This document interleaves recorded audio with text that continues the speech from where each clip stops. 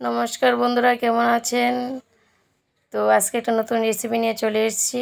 আজকে তো সবাই একাদশী কিনা আমি জানি না, কিন্তু আজ কিন্তু একাদশী। তো একাদশীতে আমি একটা নতুন রেসিপি তৈরি করছি। সবাই বলছে এটা ধোখা। তো আমি জানি না এটা কী বলে। এটা আমি আটা দিয়ে তৈরি করেছি। প্রথমে আটাগুলো অল্প অল্প একটু জল দিয়ে চটকে নিচ্ছি। প্রথমে বেশি জল দিলে হবে না, তো ওটাকে দুলতে অবশিষ্টে যে অংশটা থাকে, তো সেই অংশ দিয়েই এই ধোকাগুলো বানাতে হয়। আর উপরের যে আটার যে জলগুলা, ওটাকে আমি পালাইনি, ওটা দিয়ে আমি গোলালুটি করে নিয়েছি।